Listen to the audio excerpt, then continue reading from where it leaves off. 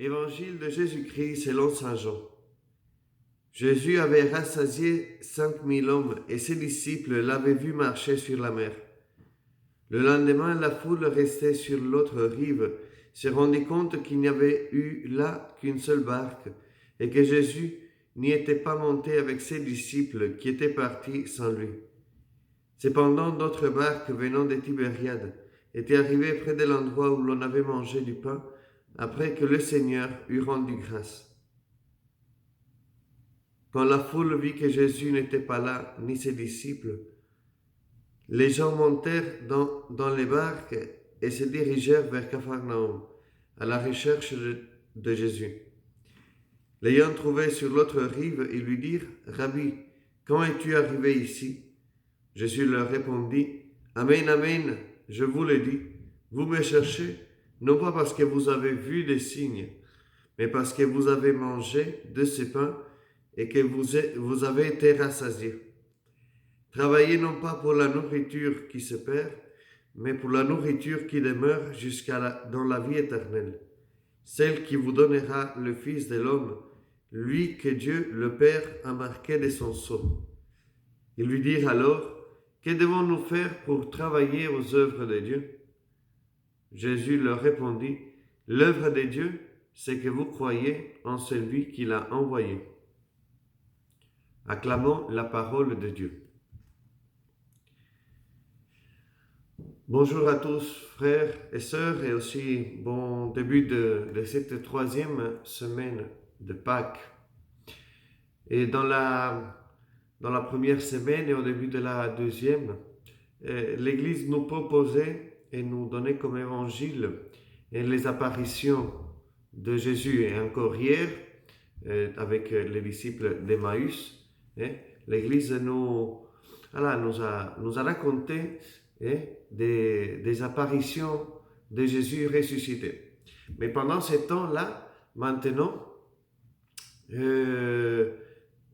l'Évangile est en train de nous inviter à faire quelque chose de très important, c'est de relire l'histoire de Jésus à la lumière de la résurrection.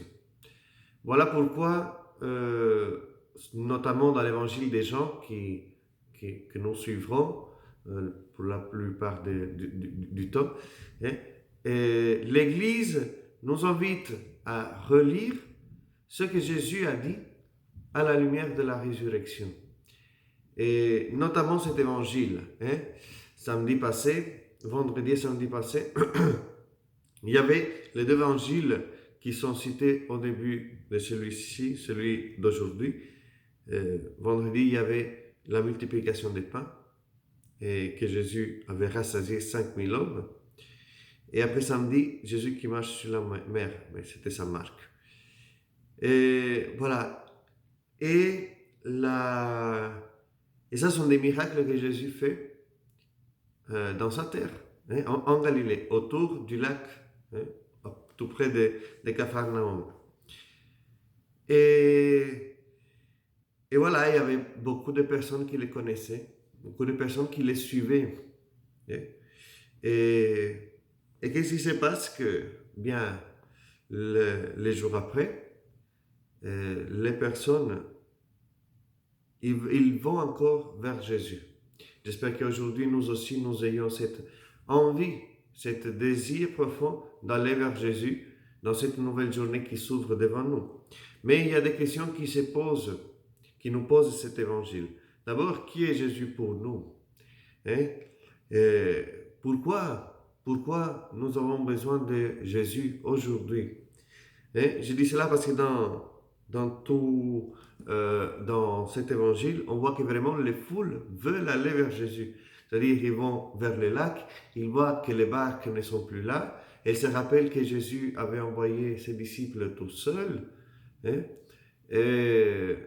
ils se disent, on doit les trouver. Et ils cherchent la manière, ils vont jusqu'à Capharnaüm. Vous savez, Capharnaüm, c'était un peu comme le secrétariat, voilà, de Jésus. C'était l'endroit où Jésus se retrouvait.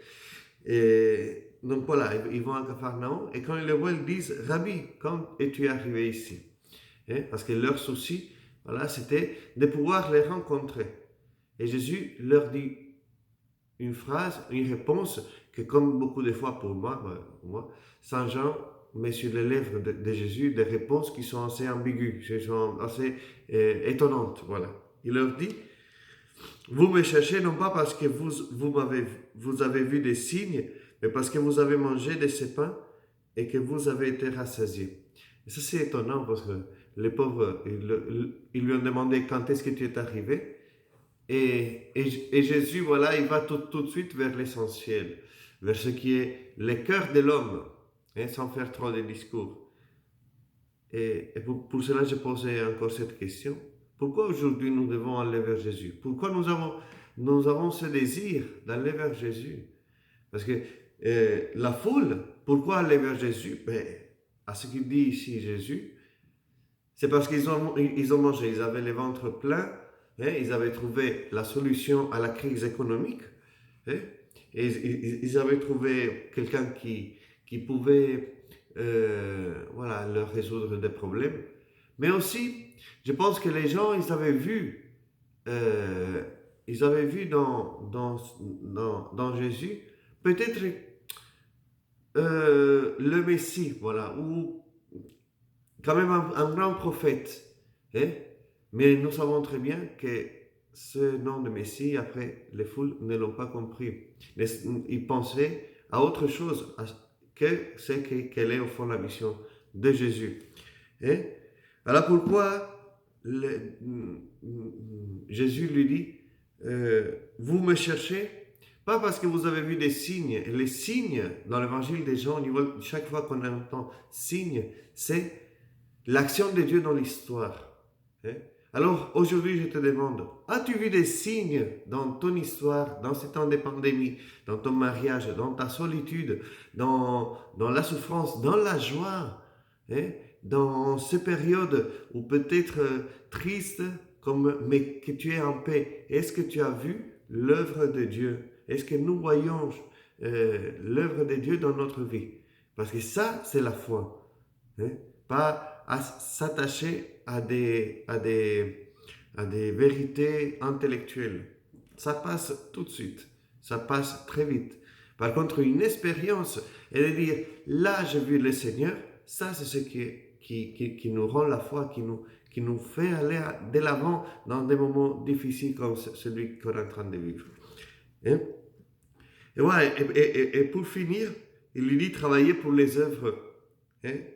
Pour la nourriture qui demeure en la vie éternelle.